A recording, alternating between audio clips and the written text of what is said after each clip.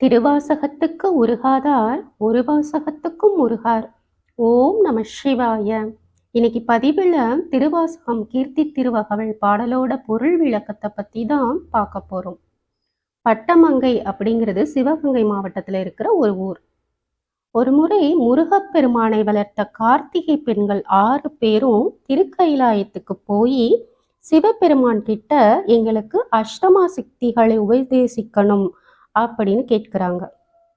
அப்போ சிவபெருமான் சிவகணங்களுக்கும் முனிவர்களுக்கும் போகமூர்த்தியா அமர்ந்து சிவ கதைகளை சொல்லிட்டு இருக்காரு. அதனால சிவபெருமான் உலகமெங்கும் பராசக்தியாகவும் மகேஸ்வரியாகவும் எங்கும் நிறைந்திருக்கும் உமையமைய காட்டி அவரை நீங்க வணங்கி வழிபடுங்க, நீங்க உமையமைய வழிபட அட்டமா சித்திகளை உங்களுக்கு அருள்வாள் அப்படின்னு சொல்றாங்க. இறைவன் சொன்னதை கார்த்திகை பெண்கள் கவனக்குறைவா கேட்கிறாங்க. அதனால உமையமைய வழிபடவும் மறந்துடுறாங்க. இதை பார்த்த சிவபெருமானுக்கு கோபம் வந்துருது. கோபம் வந்து பட்டமங்கை என்ற இடத்தில் கல்பாறையா கிடக்கிற மாதிரி சாபம் கொடுத்துட்றாரு. இதை கேட்டதும் கார்த்திகை பெண்கள் கவனக்குறைவா இருந்துட்டோமே அப்படின்னு மன்னிப்பு கேட்டு எங்களுக்கு எப்போ சாப விமோசனம் கிடைக்கும் அப்படின்னு கேட்கிறாங்க.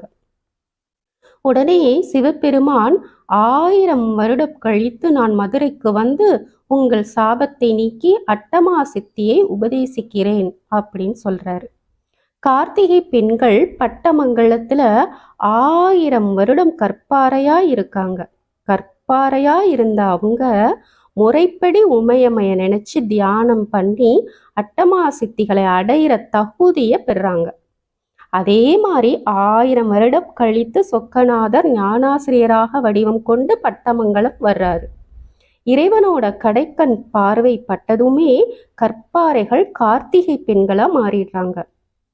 இறைவன் அப்பெண்களின் தலைமையில தன்னோட திருக்கரங்களை வைத்து அட்டமா சித்திகளான அனிமா, மகிமா, லஹிமா, கரிமா, பிராப்தி, பிராகாமியம், ஈசத்துவம், வசித்துவம் என்ற 8 அட்டமா சித்திகளை உபதேசிக்கிறாரு.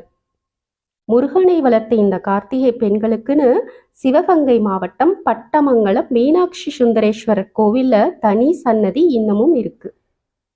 இதைத்தான் இந்த திருவிளையாடலைத்தான் மாணிக்க வாசகர் திருவாசகம் கீர்த்தி திரு அகவல்ல பட்டமங்கையில் பாங்காயிருந்து அங்கு அட்டமா சித்தி அருளிய அதுவும் அப்படின்னு அவ்வளவு அழகா பாடியிருக்காரு. நாளை அடுத்த பதிவில் பார்ப்போம். ஓம் நம